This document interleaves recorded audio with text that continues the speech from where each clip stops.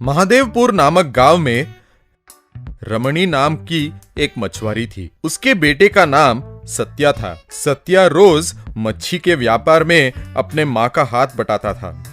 हर सुबह सत्या सभी के साथ मच्छी पकड़ने जाता, वापस आकर पकड़े हुए मछलियों को अपनी माँ को देता और वो उन्हें बेचकर पैसे कमाती है। एक दिन सत्या पकड़े हुए मछलियों को अपनी माँ को देता है और उसमें एक लाल मछली दिखती है। माँ रुको, ये मछली बहुत अच्छी दिख रही है, मस्त लाल रंग की है। हाँ बेटा, लेकिन इसे कौन खरीदेगा? फेंक दो इसे। नहीं माँ, मैं इसे पालूंगा। ठीक है, तुम्हारी मर्जी, लेकिन इसको बहुत घाव हुए हैं, जल्दी पानी में डालो। सत्या उस मछली को अपने घर के एक एक्वेरियम में डालकर उसको रोज खाना देकर ध्यान से उसको पालने लगता है। एक रात को सत्या को नींद नहीं आ रही थी और वो इधर उधर घूम रहा था। अचानक से सत्या सत्या कहकर उसका नाम सुनाई देने लगता है और वो इधर उधर देखने लगता है। थोड़ी देर बाद फिर से सत्या सत्या कहकर आवाज सुनाई देती। इस बार सत्या वो एक्वेरियम में सोने की मछली की तरफ देखता है। सत्या घबराते हुए एक्वेरियम की तरफ जाता है। सत्या मछली को देखते हुए, कौन हो तुम? यहाँ कैसे पहुँची? तुम ही तो लेके आए थे यहाँ। लेकिन तुम तो लाल रंग की थी ना? हाँ, मैं लाल रंग की भी दिखती हूँ। क्या? मुझे समझ नहीं आ रहा। मैं मच्छी की राजा की बेटी हूँ। सुबह लाल रंग की दिखती हूँ और रात को सोने के रंग में बदल जाती हूँ। सत्या आश्चर्यचकित रह जाता है। सत्या, कृपया इस बात को और किसी को मत बताना, नहीं तो मेरे जान को खतरा है। सत्या मछली के इस निवेदन को मान लेता है। वैसे सत्या रोज रात को उस मछली के साथ बात करते रहता है और ऐसे दोनों अच्छे दोस्त बन जाते हैं। एक दिन एक बहुत भयानक बारिश होती है। उस बारिश की वजह से पेड़ पौधे घर सभी नष्ट हो जाते हैं। सत्या भी अपना घर खो बैठता है। तब सत्या और उसकी माँ बहुत दुखी होते हैं और सत्या मछली की तरफ देखते हुए, हम अपना घर खो बैठे हैं, बहुत दुख हो रहा है और मैंने बहुत दिनों से तुम्हें अपने घर से दूर यहाँ बंदी बनाकर रखा है। मुझे माफ करो, कम से कम तुम अपने घर चली जाओ और खुशी से रहो, कहकर उस मछली को समुंदर में छोड़ देता है। दोस्त, तुम बड़े अच्छे आदमी हो। तुम्हारे कष्ट में भी तुमने मेरे भले का सोचा। मुझे बहुत खुशी हो रही है कि मुझे तुम जैसा दोस्त मिला, कहकर एक झटके में वो मछली एक बड़ी सी मछली बन जाती है। दोस्त, मेरे अंदर आओ, यहाँ सारे सोने और गहने मिलेंगे।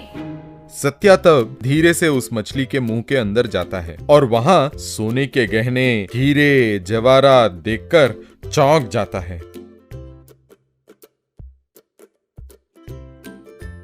सत्या सोने के बोरे को अपनी माँ को देता है और पूरी कहानी बताता है। सत्या और उसकी माँ रमणी बहुत खुश होते हैं। वैसे उस सोने को बेचकर एक अच्छा घर बनाकर खुशी से अपनी जिंदगी बिताने लगते हैं। उसका नाम नंद किशोर, वो उस गांव का जमींदार था। उस जमींदार के पास बहुत सारे लॉरी ट्रक्स वगैरह हुआ करते थे, लेकिन उस गांव में उगे फसल को बेचना पड़ा तो पड़ोस के गांव में नाले के रास्ते से जाना पड़ता था, नहीं तो सड़क के रास्ते पे 50 किलोमीटर तक चलना पड़ता था। वहाँ पे रहे किसान और ग्रामवासियों को रोज उस दिक्कत से गुजरना पड़ता था। एक बार एक इंजीनियर उस गाँव में आया।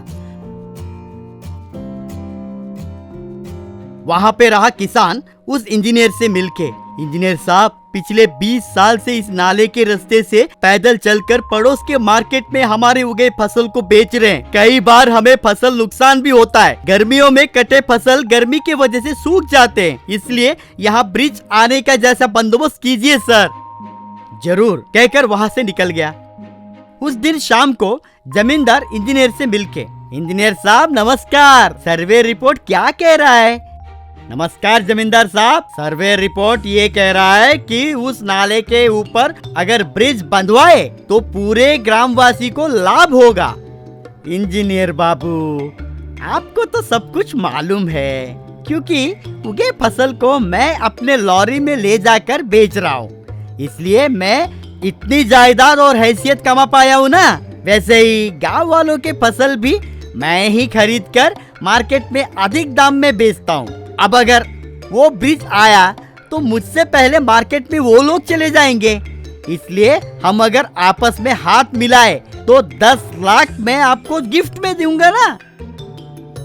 आइडिया अच्छा है, पर ब्रिज नहीं बांधेंगे तो गांव वाले कारण तो पूछेंगे ना साहब। अरे रे, इतने पढ़े लिखे होकर वो लॉजिक मुझसे ही क्यों बुलवाना चाहते हैं साहब। ठीक है, वो कीचड़ का पानी है, उस पानी के ऊपर ब्रिज बांधना मुश्किल है। अगर बांधे तो ज्यादा दिन टिक नहीं पाएगा, ऐसा कुछ बोल दीजिए ना। ठीक है जी, कहकर चला गया। अगले दिन इंजीनियर, ग्रामवासियों, यहाँ पे सर्वे रिपोर्ट करने के मुताबिक ये मालूम पड़ा कि यहाँ पे ब्रिज बांधना बहुत मुश्किल है। कीचड़ पानी होने के कारण ब्रिज बांधने पर भी उसका बॉडी ज्यादा दिन टिक नहीं पाएगा, कहकर वहां से चला गया।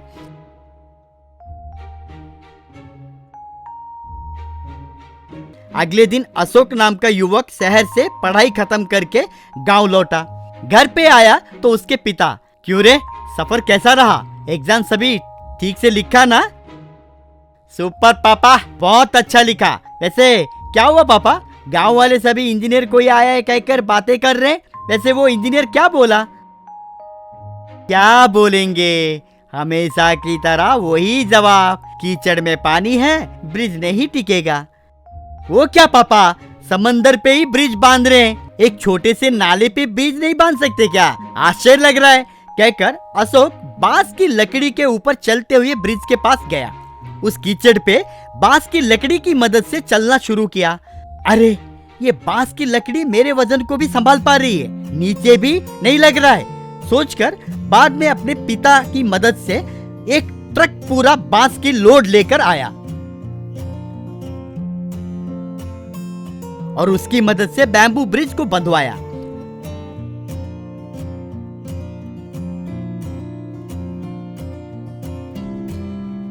उस बैम्बू ब्रिज को देखकर गांव वाले सभी आश्चर्य हो गए। अरे भाई, ये क्या, यहाँ पे कोई भी ब्रिज बांधे तो टिक नहीं पाएगा कह के इंजीनियर साहब कहे थे ना, क्या ये बांस का ब्रिज टिक पाएगा?